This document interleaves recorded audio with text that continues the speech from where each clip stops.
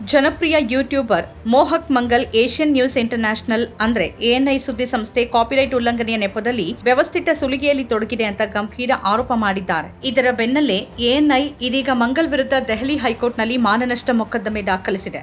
ವಕೀಲ ಅಕ್ಷಿತ್ ಮಾಗೋ ಮೂಲಕ ದಾಖಲಾಗಿರುವ ಈ ಪ್ರಕರಣದ ವಿಚಾರಣೆ ಮೇ 29ರಂದು ನಡೆಯಲಿದೆ. ಕೇವಲ ಮಂಗಲ್ ಮಾತ್ರವಲ್ಲದೆ ಹಾಸ್ಯ ಕಲಾವಿದ ಕುನಾಲ್ ಕಾಮ್ರಾ ಮತ್ತು ಆಲ್ಟ್ ನ್ಯೂಸ್ ಸಹ ಸ್ಥಾಪಕ ಮೊಹಮ್ಮದ್ ಜುಬೇರ್ ಅವರನ್ನು ಈ ಮೊಕದ್ದಮೆಯಲ್ಲಿ ಪ್ರತಿವಾದಿಗಳನ್ನಾಗಿ ಹೆಸರಿಸಲಾಗಿದೆ. ಮಂಗಲ್ ಮಾಡಿದ ವಿಡಿಯೋ ಎಎನ್ಐನ ಘನತೆಗೆ ಧಕ್ಕೆ ತರುವಂತಿದೆ ಅಂತ ಸಂಸ್ಥೆ ಕೋರ್ಟ್ಗೆ ತಿಳಿಸಿದೆ.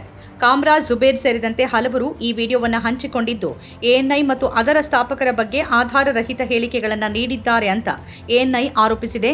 ಈ ಹಿನ್ನೆಲೆಯಲ್ಲಿ ಎಎನ್ಐ ಹೈಕೋರ್ಟ್ನಿಂದ ಶಾಶ್ವತ ತಡೆಯಾಜ್ಞೆ ಮತ್ತು ವಿಡಿಯೋ ತೆಗೆದುಹಾಕುವ ಆದೇಶವನ್ನು ಕೋರಿದೆ. ಈ ಕುರಿತು ಅವರು ಇತ್ತೀಚೆಗೆ ಡಿಯರ್ ಎಎನ್ಐ ಎಂಬ ಶೀರ್ಷಿಕೆಯ ವಿಡಿಯೋವನ್ನ ತಮ್ಮ ಯೂಟ್ಯೂಬ್ ಚಾನೆಲ್ನಲ್ಲಿ ಪ್ರಕಟಿಸಿದ್ದಾರೆ. ಮೋಹಕ್ ಮಂಗಲ್ ತಮ್ಮ ವಿಡಿಯೋದಲ್ಲಿ ಎಎನ್ಐ ಸಂಸ್ಥೆ ತಮ್ಮ ಯೂಟ್ಯೂಬ್ ಚಾನೆಲ್ ಮೇಲೆ ಹಲವಾರು ಕಾಪಿರೈಟ್ ಸ್ಟ್ರೈಕ್ಗಳನ್ನು ನೀಡಿದೆ ಅಂತ ಆರೋಪಿಸಿದ್ದಾರೆ. ನಂತರ ಈ ಸ್ಟ್ರೈಕ್ಗಳನ್ನು ರದ್ದುಗೊಳಿಸೋಕೆ ಮತ್ತು ತಮ್ಮ ಚಾನೆಲ್ ಅನ್ನ ಡಿಲೀಟ್ ಮಾಡೋದ್ರಿಂದ ತಪ್ಪಿಸೋಕೆ 45ರಿಂದ 50 ಲಕ್ಷಗಳಷ್ಟು ದೊಡ್ಡ ಮೊತ್ತವನ್ನ ಪಾವತಿಸುವಂತೆ ಎಎನ್ಐ ಬೇಡಿಕೆ ಇಟ್ಟಿತ್ತು ಅಂತ ಅವರು ಹೇಳಿದ್ದಾರೆ. ಘಟನೆಯನ್ನ ವಿವರಿಸ್ತಾ ಮೋಹಕ್ ಮಂಗಲ್ ಅವರು ಕೋಲ್ಕತ್ತಾ ಅತ್ಯಾಚಾರ ಪ್ರಕರಣದ ಕುರಿತು ತಾವು ಮಾಡಿದ ವಿಡಿಯೋಗೆ ಎಎನ್ಐ ಮೊದಲ ಬಾರಿಗೆ ಕಾಪಿರೈಟ್ ಸ್ಟ್ರೈಕ್ ಕಳಿಸಿತು ಅಂತ ತಿಳಿಸಿದ್ದಾರೆ. 16 ನಿಮಿಷಗಳ ಆ ವಿಡಿಯೋದಲ್ಲಿ ಎಎನ್ಐ ಸಂಸ್ಥೆಯ ಕೇವಲ 11 ಸೆಕೆಂಡ್ಗಳ ದೃಶ್ಯವನ್ನ ಮಾತ್ರ ಬಳಸಲಾಗಿತ್ತು ಅಂತ ಅವರು ಸ್ಪಷ್ಟಪಡಿಸಿದ್ದಾರೆ. ಇದರ ನಂತರ ಆಪರೇಷನ್ ಸಿಂಧೂರ್ ಕುರಿತ ತಮ್ಮ 38 ನಿಮಿಷಗಳ ಮತ್ತೊಂದು ವಿಡಿಯೋಗೆ ಎಎನ್ಐ ಎರಡನೇ ಕಾಪಿರೈಟ್ ಸ್ಟ್ರೈಕ್ ಮಾಡಿತು. ಈ ವಿಡಿಯೋದಲ್ಲಿ ರಕ್ಷಣಾ ಸಚಿವ ರಾಜನಾಥ್ ಸಿಂಗ್ ಅವರನ್ನ ಒಳಗೊಂಡ ಕೇವಲ 9 ಸೆಕೆಂಡ್ಗಳ ದೃಶ್ಯಗಳನ್ನು ಬಳಸಲಾಗಿತ್ತು ಅಂತ ಮಂಗಲ್ ಹೇಳಿದ್ದಾರೆ. ಯೂಟ್ಯೂಬ್ನ ನೀತಿಯ ಪ್ರಕಾರ ಯಾವುದೇ ಚಾನೆಲ್ 3 ಕಾಪಿರೈಟ್ ಸ್ಟ್ರೈಕ್ಗಳನ್ನು ಪಡೆದ್ರೆ ಆ ಚಾನೆಲ್ ಅನ್ನ ಶಾಶ್ವತವಾಗಿ ಡಿಲೀಟ್ ಮಾಡಲಾಗುತ್ತೆ. ಈ ಗಂಭೀರ ಸಮಸ್ಯೆಯ ಕುರಿತು ಪರಿಹಾರ ಕಂಡುಕೊಳ್ಳೋಕೆ ಮೋಹಕ್ ಮಂಗಲ್ ಅವರ ತಂಡ ಎಎನ್ಐ ಸಂಸ್ಥೆಯನ್ನ ಸಂಪರ್ಕಿಸಿತು.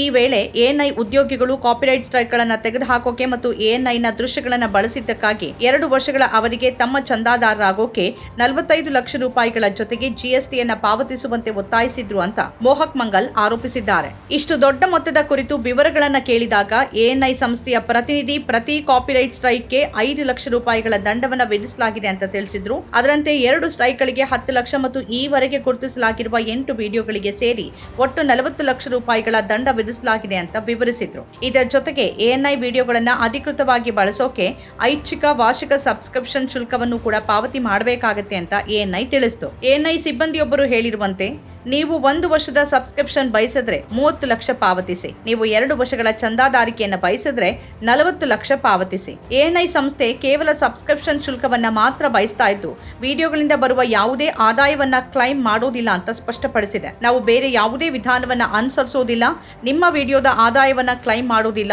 ನಾವು ನೇರವಾಗಿ ಕಾಪಿರೈಟ್ ಸ್ಟ್ರೈಕ್ ನೀಡಿದ್ದೇವೆ ಅಂತ ಎಎನ್ಐ ಸಿಬ್ಬಂದಿ ಹೇಳಿದ್ದಾರೆ. ಅಚ್ಚರಿಯ ವಿಷಯ ಏನು ಅಂತಂದ್ರೆ, ಎಎನ್ಐ ಸಿಬ್ಬಂದಿ ಮೋಹಕ್ ಮಂಗಲ್ ಅವರೊಂದಿಗೆ ಮಾತನಾಡ್ತಾ, ನನಗೆ ಮೋಹಕ್ ಮಂಗಲ್ ಅವರ ಚಾನಲ್ ಇಷ್ಟ, ಅದಕ್ಕಾಗಿನೇ ನಾನು ನಿಮ್ಮೊಂದಿಗೆ ಮಾತನಾಡ್ತಿದ್ದೇನೆ ಅಂತ ಹೇಳಿರುವುದು ವರದಿಯಾಗಿದೆ. ಒಟ್ಟಾರೆಯಾಗಿ ಎಎನ್ಐ ಸಿಬ್ಬಂದಿ ಈ ಒಪ್ಪಂದವನ್ನ ಮಂಗಲ್ ಅವರಿಗೆ ಸಹಾಯ ಆಗ್ಲಿ ಅಂತ ಮಾಡ್ತಿರುವಂತೆ ವರ್ತಿಸಿದ್ದಾರೆ ಅಂತ ಹೇಳಲಾಗಿದೆ. ಮೋಹಕ್ ಮಂಗಲ್ ಅವರು ಎಎನ್ಐ ಸಂಸ್ಥೆಯ ಈ ಧೋರಣೆಯನ್ನ ನೇರವಾಗಿ ಸುಲಿಗೆ ಅಂತ ಆರೋಪಿಸಿದ್ದಾರೆ. ಎಎನ್ಐ ಸಂಸ್ಥೆ ತಮ್ಮ ಸೈದ್ಧಾಂತಿಕ ನಿಲುವಿಗೆ ಸರಿ ಹೊಂದದ ಹಲವಾರು ಕಂಟೆಂಟ್ ಕ್ರಿಯೇಟರ್ಗಳ ಮೇಲೆ ಇದೇ ರೀತಿಯ ತಂತ್ರಗಳನ್ನ ಬಳಸಿದೆ ಅಂತ ಅವರು ಆರೋಪಿಸಿದ್ದಾರೆ. ಇತರ ಕಂಟೆಂಟ್ ಕ್ರಿಯೇಟರ್ಗಳಿಗೂ ಕೂಡ 15ರಿಂದ 22 ಲಕ್ಷಗಳವರೆಗೆ ಪಾವತಿ ಮಾಡುವಂತೆ ಎಎನ್ಐ ಒತ್ತಾಯಿಸಿತ್ತು ಅಂತ ಅವರು ಉಲ್ಲೇಖಿಸಿದ್ದಾರೆ. ಅಷ್ಟೇ ಅಲ್ಲದೆ ಒಬ್ಬರು ದೊಡ್ಡ ಯೂಟ್ಯೂಬರ್ 1 ವರ್ಷದ ಸಬ್ಸ್ಕ್ರಿಪ್ಷನ್ಗೆ 50 ಲಕ್ಷ ರೂಪಾಯಿಗಳನ್ನ ಪಾವತಿಸಿದ್ದಾರೆ ಎಂಬ ಪ್ರಕರಣವನ್ನು ಕೂಡ ಅವರು ಉಲ್ಲೇಖಿಸಿದ್ರು. ತಮ್ಮ ವಿಡಿಯೋದಲ್ಲಿ ಆಕ್ರೋಶ ವ್ಯಕ್ತಪಡಿಸಿದ ಮೋಹಕ್ ಮಂಗಲ್, ಇದು ಕಾಪಿರೈಟ್ ಉಲ್ಲಂಘನೆಯ ಕುರಿತ ವಿಷಯವಲ್ಲ, ಇದು ಗುಲಾಮಗಿರಿಯ ವಿಷಯ ಅಂತ ಹೇಳಿದ್ದಾರೆ. ನಾನು ಬೇಡ್ಕೊಳ್ತೇನೆ ಅಂತ ಎಎನ್ಐ ಭಾವಿಸಿದೆ, ಆದರೆ ನಾನು ಖಂಡಿತವಾಗಿಯೂ ತಲೆಬಾಗೋದಿಲ್ಲ,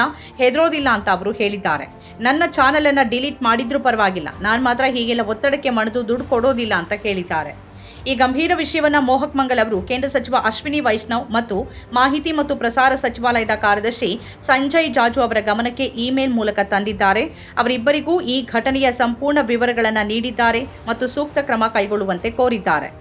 ಮೋಹಕ್ ಮಂಗಲ್ ಅವರ ಆರೋಪಗಳಿಗೆ ಬೆಂಬಲ ಸೂಚಿಸಿ ಅನೇಕ ಯೂಟ್ಯೂಬರ್ಗಳು ರಂಗಕ್ಕೆ ಬಂದಿದ್ದಾರೆ. ಸುಮಾರು 35 ಲಕ್ಷ ಚಂದಾದಾರರನ್ನ ಹೊಂದಿರುವ ಮತ್ತೋರ್ವ ಜನಪ್ರಿಯ ಯೂಟ್ಯೂಬರ್ ರಜತ್ ಪವಾರ್ ಕೂಡ ಎಎನ್ಐ ಸಂಸ್ಥೆಯ ವಿರುದ್ಧ ಗಂಭೀರ ಆರೋಪ ಮಾಡಿದ್ದಾರೆ. ಎಎನ್ಐ ತಮ್ಮಿಂದ 18 ಲಕ್ಷ ರೂಪಾಯಿಗಳನ್ನು ಕೇಳಿದೆ ಅಂತ ಅವರು ಹೇಳಿದ್ದಾರೆ. ಅಷ್ಟೇ ಅಲ್ಲದೆ ಅವರ ಚಾನೆಲ್ಗೆ ಈಗಾಗಲೇ 2 ಕಾಪಿರೈಟ್ ಸ್ಟ್ರೈಕ್ಗಳನ್ನು ನೀಡಲಾಗಿತ್ತು, 3ನೇ ಸ್ಟ್ರೈಕ್ ಕೂಡ ಬರಬಹುದು ಅನ್ನೋ ಆತಂಕವನ್ನು ಅವರು ವ್ಯಕ್ತಪಡಿಸಿದ್ರು. ರಜತ್ ಪವಾರ್ ಅವರು ಈ ಸಮಸ್ಯೆಯ ಕುರಿತು ಎಎನ್ಐ ಸಂಸ್ಥೆಯನ್ನ ಸಂಪರ್ಕ ಮಾಡಿದಾಗ ತಮ್ಮ ವಿಡಿಯೋಗಳಲ್ಲಿರುವ ಎಎನ್ಐ ಸಂಸ್ಥೆಯ ಎಲ್ಲ ತುಣುಕುಗಳನ್ನು ತೆಗೆದುಹಾಕೋದಾಗಿ ಮತ್ತು ಇನ್ಮುಂದೆ ಎಂದಿಗೂ ಅವುಗಳನ್ನು ಬಳಸೋದಿಲ್ಲ ಅಂತ ಭರವಸೆ ನೀಡಿದ್ರು. ಆದರೂ ಕೂಡ ಎಎನ್ಐ ಸಂಸ್ಥೆ ಕಾಪಿರೈಟ್ ಸ್ಟ್ರೈಕ್ಗಳನ್ನು ರದ್ದುಗೊಳಿಸೋಕೆ ತಮ್ಮ ವಾರ್ಷಿಕ ಚಂದಾದಾರಿಕೆಯನ್ನ ಪಡೆದುಕೊಳ್ಳಲೇಬೇಕು ಅಂತ ಒತ್ತಾಯಿಸಿತು ಅಂತ ಅವರು ಹೇಳಿದ್ದಾರೆ. ಎಎನ್ಐ ಸಂಸ್ಥೆ ತಿಂಗಳಿಗೆ 4 ರಿಂದ 5 ಲಕ್ಷದ ಚಂದಾ ಶುಲ್ಕವನ್ನು ವಿಧಿಸುತ್ತೆ ಮತ್ತು ಪ್ರತಿ ಕಾಪಿರೈಟ್ ಉಲ್ಲಂಘನೆಯ ದಂಡ 5 ಲಕ್ಷ ರೂಪಾಯಿಗಳಾಗಿರುತ್ತೆ ಅಂತ ರಜತ್ ಪವಾರ್ ತಮ್ಮ ವಿಡಿಯೋದಲ್ಲಿ ಎಎನ್ಐ ಉದ್ಯೋಗಿಯೊಬ್ಬರು ತಿಳಿಸಿರುವುದಾಗಿ ಹೇಳಿದ್ದಾರೆ. ಎಎನ್ಐನ ತುಣುಕುಗಳಿರುವ ನಿರ್ದಿಷ್ಟ ವಿಡಿಯೋದಿಂದ ಬರುವ ಆದಾಯವನ್ನು ತೆಗೆದುಕೊಳ್ಳೋಕೆ ಅಥವಾ ವಿಡಿಯೋವನ್ನು ಸಂಪೂರ್ಣವಾಗಿ ಕತ್ತರಿಸಲು ಅಥವಾ ಡಿಲೀಟ್ ಮಾಡೋಕೆ ಅವರು ಒಪ್ಪಲಿಲ್ಲ. ಬದಲಾಗಿ ಅವರು ಹೇಳಿದಷ್ಟು ಹಣ ಪಾವತಿಸಿ ಅವರ ಸಬ್ಸ್ಕ್ರಿಪ್ಷನ್ ತೆಗೆದುಕೊಳ್ಳದೇ ಇದ್ರೆ ನಮ್ಮ ಚಾನೆಲ್ ಅನ್ನ ಮುಚ್ಚೋದೊಂದೇ ಅವರ ಮುಖ್ಯ ಉದ್ದೇಶವಾಗಿತ್ತು ಅಂತ ರಜತ್ ಪವಾರ್ ಹೇಳಿದ್ದಾರೆ. ಇದು ಸುಲಿಗೆಯಲ್ಲದೆ ಬೇರೇನು, ಗೂಂಡಾಗಳು ಬಂದು ಬೆದರಿಸಿ ನಿಮ್ಮ ಹಣವನ್ನ ಕಸಿದುಕೊಳ್ಳುವಂತಿದೆ ಅಂತ ಅವರು ತಮ್ಮ ಅಳಲನ್ನ ತೋಡ್ಕೊಂಡಿದ್ದಾರೆ. ಅಚ್ಚರಿಯ ವಿಷಯ ಏನು ಅಂದ್ರೆ ರಜತ್ ಪವಾರ್ ಅವರು ಎಎನ್ಐಗೆ ಸೇರದ ವಿಡಿಯೋದಲ್ಲಿ ಎಎನ್ಐ ಲೋಗೋ ಕಾಣಿಸಿಕೊಂಡಿದ್ದಕ್ಕಾಗಿ ಕಾಪಿರೈಟ್ ಸ್ಟ್ರೈಕ್ ಪಡೆದಿದ್ದಾರೆ ಅಂತ ಆರೋಪಿಸಿದ್ದಾರೆ. ಎಎನ್ಐ ಇನ್ನಷ್ಟು ಕಾಪಿರೈಟ್ ಸ್ಟ್ರೈಕ್ಗಳನ್ನು ಕಳಿಸುವ ಪ್ರಕ್ರಿಯೆಯಲ್ಲಿದೆ ಅಂತ ಬಹಿರಂಗಪಡಿಸಿರೋದ್ರಿಂದ ರಜತ್ ಪವಾರ್ ತಮ್ಮ ಚಾನೆಲ್ ಶೀಘ್ರದಲ್ಲೇ ಮುಚ್ಚಲ್ಪಡುವ ಭೀತಿಯಲ್ಲಿದ್ದಾರೆ.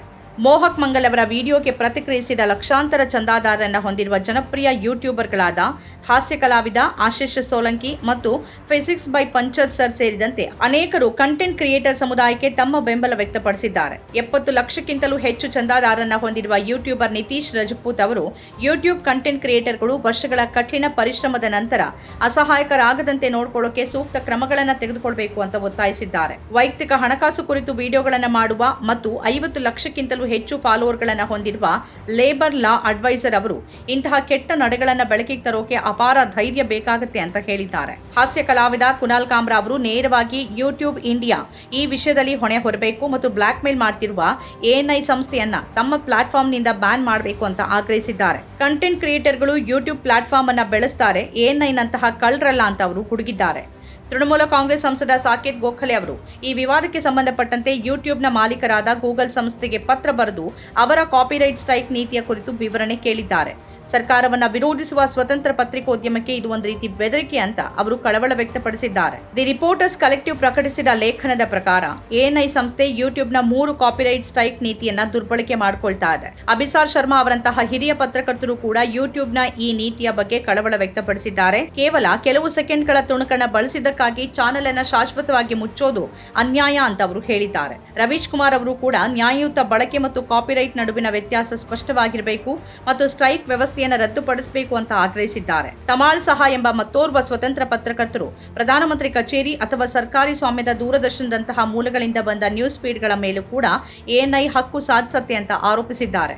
ಈ ಆರೋಪಗಳಿಗೆ ಪ್ರತಿಕ್ರಿಯಿಸಿದ ಎಎನ್ಐ ಸಂಸ್ಥೆ ತಮ್ಮ ವಿಡಿಯೋವನ್ನ ಅನಧಿಕೃತವಾಗಿ ಬಳಸೋರನ್ನ ಪೈರೇಟ್ಗಳು ಅಂದ್ರೆ ಕಳ್ಳರು ಅಂತ ಕರೆದಿದೆ. ಕಾನೂನಿನ ಆಳ್ವಿಕೆಗೆ ಒಳಪಟ್ಟಿರುವ ಯಾವುದೇ ಸಮಾಜ ಕಳ್ಳತನಕ್ಕೆ ಶಿಕ್ಷೆಯನ್ನ ವಿಧಿಸದೆ ಎಎನ್ಐ ಭಾರತ ಮತ್ತು ವಿದೇಶಗಳಲ್ಲಿ ತನ್ನದೇ ಆದ ಬ್ಯೂರೋಗಳನ್ನ ಹೊಂದಿದ್ದು ಕ್ಷಣ ಕ್ಷಣದ ಸುದ್ದಿ ಸಂಗ್ರಹಣೆ ಮತ್ತು ವಿಷಯ ತಯಾರಿಕೆಗೆ ಹೆಚ್ಚಿನ ಹೂಡಿಕೆ ಮಾಡಿದೆ ಅಂತ ಎಎನ್ಐ ತನ್ನ ಹೇಳಿಕೆಯಲ್ಲಿ ತಿಳಿಸಿದೆ. ತಮ್ಮ ಈ ಕ್ರಮವನ್ನು ಸಮರ್ಥನೆ ಮಾಡಿಕೊಂಡಿರುವ ಎಎನ್ಐ ಇದು ಸುಲಿಗೆಯಲ್ಲ, ಬದಲಾಗಿ ಕಾಪಿರೈಟ್ ಕಾನೂನಿನಿಂದ ಖಾತ್ರಿಪಡಿಸಲಾದ ತಮ್ಮ ಆಸ್ತಿಯ ಕಾನೂನುಬದ್ಧ ರಕ್ಷಣೆ ಅಂತ ಹೇಳಿದೆ. ತಮ್ಮ ಹಕ್ಕುಗಳನ್ನು ಪ್ರಶ್ನೆ ಮಾಡೋರು ಕಾನೂನು ಮೊರೆ ಹೋಗೋಕೆ ಸ್ವತಂತ್ರರು ಅಂತ ಎಎನ್ಐ ಸ್ಪಷ್ಟಪಡಿಸಿದೆ. ಎಎನ್ಐ ಸಂಪಾದಕಿ ಸ್ಮಿತಾ ಪ್ರಕಾಶ್ ಕೂಡ ಪೈರಸಿ ಅಭಿವ್ಯಕ್ತಿ ಸ್ವಾತಂತ್ರ್ಯವಲ್ಲ, ಯೂಟ್ಯೂಬರ್ಗಳು ಎಎನ್ಐ ವಿಷಯಕ್ಕೆ ಹಣ ಪಾವತಿಸಬೇಕು ಯಾಕೆ ಅನ್ನೋ ಲೇಖನವನ್ನ ಹಂಚಿಕೊಂಡಿದ್ದಾರೆ.